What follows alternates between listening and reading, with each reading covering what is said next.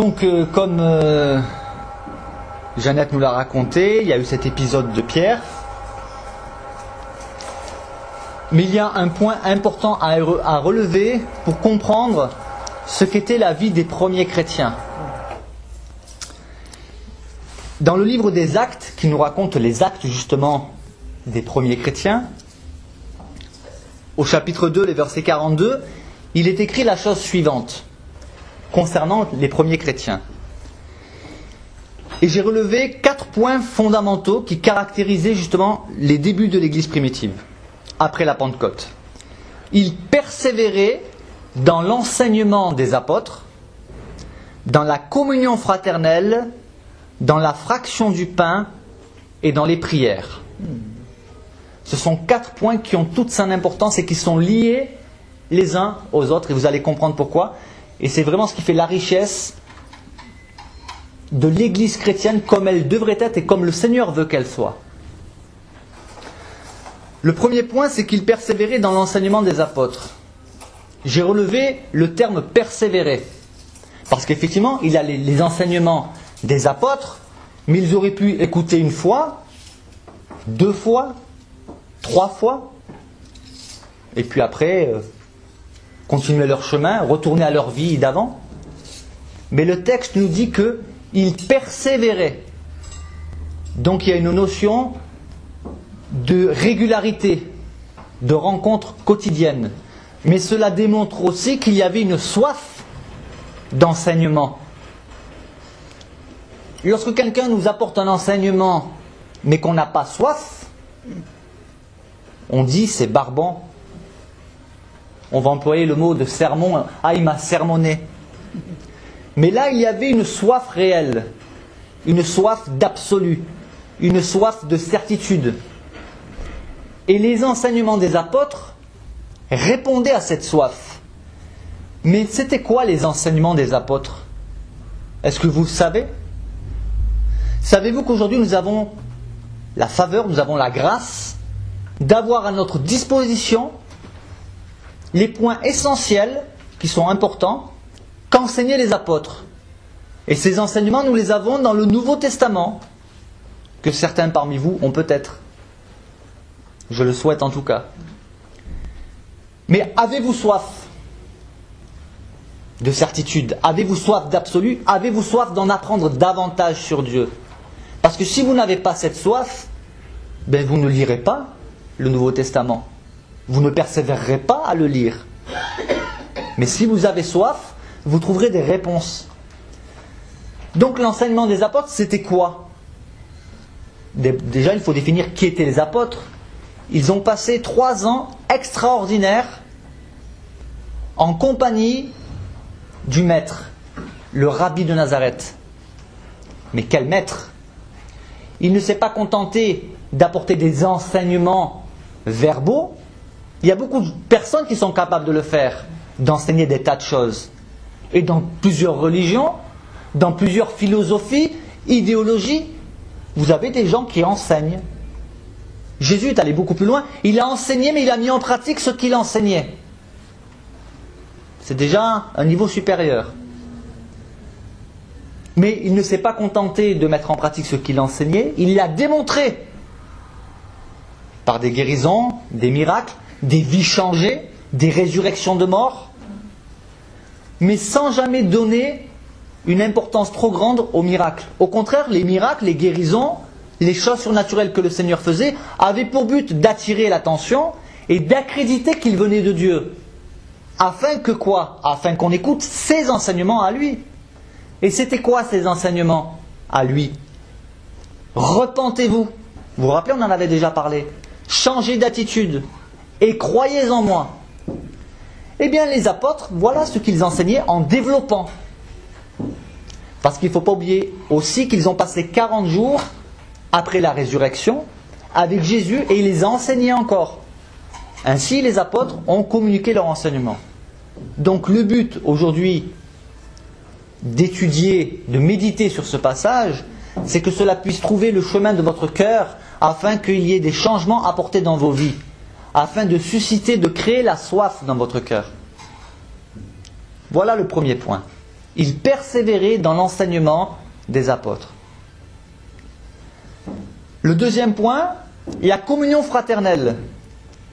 Et la communion fraternelle fait partie des enseignements de Jésus. Mais comment? Aimez-vous les uns les autres. Pardonnez-vous les uns les autres. Pardonnez-vous réciproquement. Et la communion fraternelle, il y a le mot communion. C'est une union commune. On a un point commun. Nous sommes ralliés autour d'un point commun. Ce point commun, c'est quoi? C'est le salut en Jésus-Christ. Non seulement le salut, mais la personne même de Jésus-Christ, qui nous mène à Dieu. Grâce à Jésus, nous avons un accès auprès du Père. Ainsi, nous sommes dans ce qu'on appelle la communion, rassemblés autour d'un même sujet important, primordial. La communion, on la trouve partout. En politique, les partis politiques, lorsqu'ils se rassemblent, ils sont en communion les uns avec les autres, sur un même sujet. Les associations sportives, d'autres religions, d'autres idéologies. La communion, c'est une force.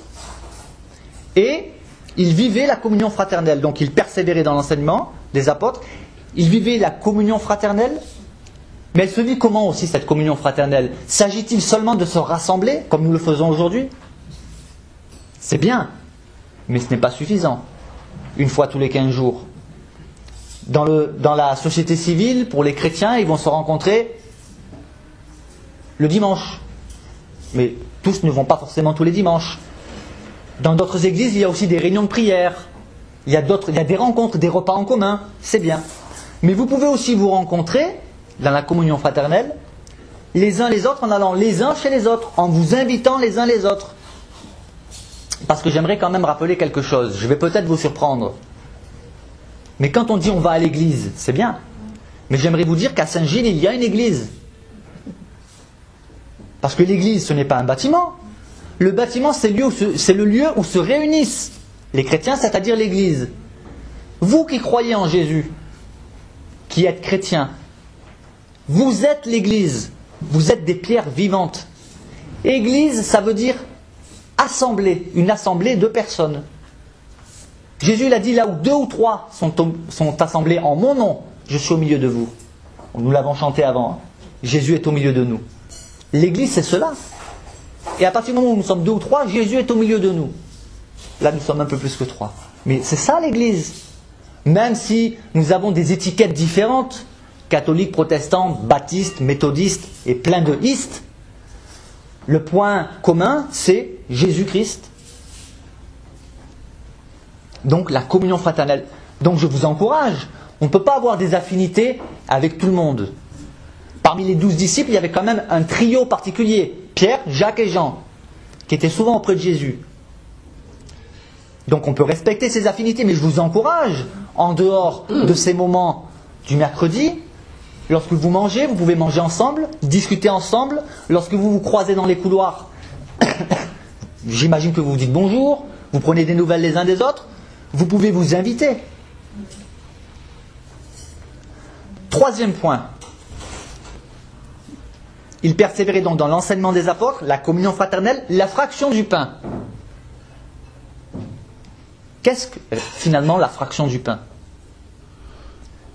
Ne pas perdre la mémoire. Se rappeler de quelque chose d'important. La fraction du pain, Jésus, lorsqu'il avait, lors du repas qui précédait la Pâque, il prit le pain, le rompit, et leur a offert la coupe. Prenez, ceci est mon corps, buvez, ceci est mon sang. Faites ceci en mémoire de moi. Donc la communion fraternelle, il faut savoir qu'à l'époque de l'Église primitive, il nous est parlé de la fraction du pain, mais ce n'était pas uniquement le pain et le vin. C'était un repas. C'était lors d'un repas qu'on prenait le pain et le vin. Quelle image, quel enseignement cela a pour nous? Manger ensemble, avec Christ au centre, en prenant conscience que nous vivons la communion fraternelle et nous nous rappelons en mangeant et en buvant du vin. Moi, je n'en bois pas. Je n'en bois plus, on va dire. Sauf à l'église, de temps en temps, nous avons aussi la Sainte Seine. Mais lors d'un repas, nos discussions, tourne souvent autour du Seigneur, parce que nous prenons plaisir à parler du Seigneur. Nous savons parler aussi d'autres choses, je vous rassure. Mais le but, la fraction du pain. Se souvenir, qu'est-ce qui nous unit? Et le quatrième point, et qui n'est pas des moindres et qui est très très important, dans les prières. Il persévérait dans les prières. Mais pourquoi prions-nous? Est-ce qu'on prie pour faire des prières, un peu comme par superstition? Peut-être qu'il entendra? Non, nous prions parce que nous avons la certitude qu'il nous entend. Nous n'avons pas la certitude qu'il va nous exaucer toujours. Pourquoi? Parce que quelquefois nous demandons des choses qui ne sont pas dans sa volonté. Imaginez Dieu, le nombre de prières qu'il entend concernant le fait de gagner au loto. Vous imaginez le jour du tirage, les milliers de prières que Dieu reçoit. Fais-moi gagner au loto. Oui, mais toi tu as choisi ces numéros-là, lui il a choisi ces numéros-là, il n'y a qu'un seul tirage. Je fais comment? Mais en allant beaucoup plus loin, pourquoi gagner au loto? Qu'est-ce qu'il y a d'intéressant à gagner au loto? L'argent. Je tiens à vous rappeler que l'argent est une divinité qu'on appelait Mammon. C'est la raison pour laquelle on dit que l'argent est un bon serviteur mais un mauvais maître. Bien sûr, nous avons besoin d'argent. Mais Dieu n'a pas besoin de nous faire gagner au loto pour pouvoir à nos besoins. Maintenant, ça dépend des besoins que nous avons, ou des besoins que nous croyons avoir. Mais pour l'essentiel qui est ici-bas, le Seigneur a promis de pourvoir à nos besoins. Donc quand nous prions, nous avons la certitude que Dieu nous entend et qu'il nous exauce si nous demandons quelque chose selon sa volonté.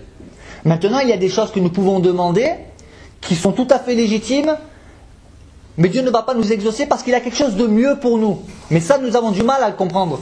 Alors quelquefois, nous disons, j'ai prié, mais Dieu n'a pas répondu. Parce que quelquefois, nous allons dire à certaines personnes, mais croyez en Dieu, il répond. Ah, mais vous savez, moi j'ai déjà tellement de prié et Dieu n'a jamais répondu. Mais qu'avez-vous demandé? Réfléchissons à cela. Qu'est-ce que nous demandons? Mais nous sommes en droit de demander, Seigneur, aide-moi à marcher dans tes voies. Donne-moi de la sagesse et de l'intelligence. Merci de prendre soin de mes enfants, de mes petits-enfants. Garde-les, protège-les. Révèle-toi à eux afin qu'ils découvrent la vie éternelle. Parce que c'est cela le plus important, la vie éternelle. Dieu peut nous exaucer pour beaucoup de choses. Mais la chose la plus importante que nous sommes en droit de demander pour ceux que nous aimons, c'est le salut. Beaucoup plus que la santé. Mais nous sommes en droit aussi de demander la santé. Donc, les apôtres persévéraient dans les prières. Ils priaient les uns pour les autres, mais ils priaient aussi pour qu'il y en ait d'autres qui se joignent à la famille de Dieu. Parce que la communion fraternelle, il y a quand même un point tout à l'heure, je ne l'ai pas relevé, mais il y a le mot fraternel.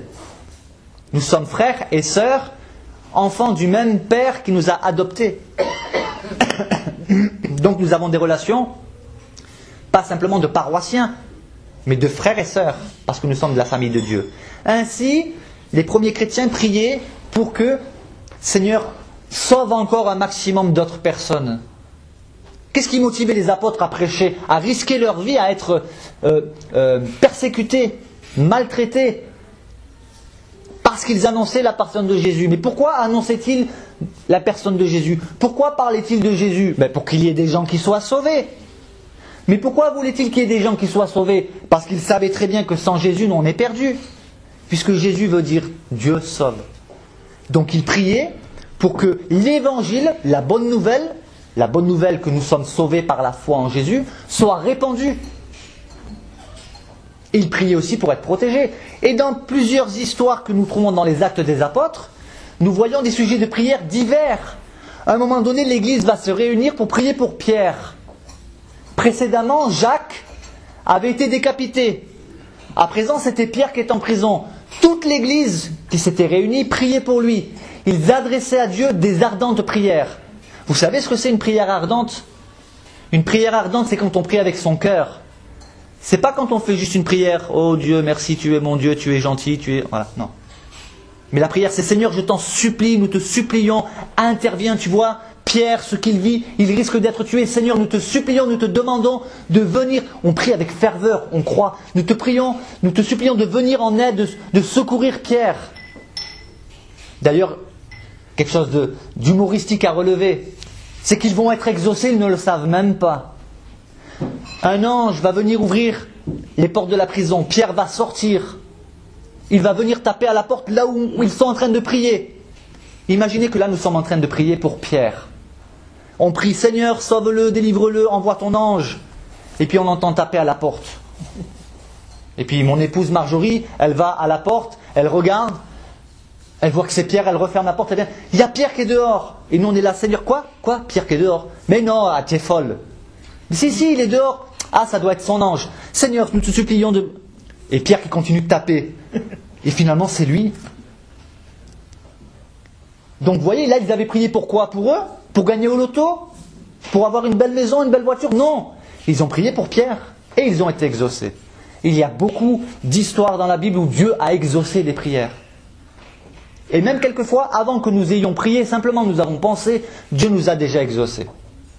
Ainsi, les premiers chrétiens persévéraient dans l'enseignement des apôtres, dans la communion fraternelle, dans la fraction du pain et dans les prières.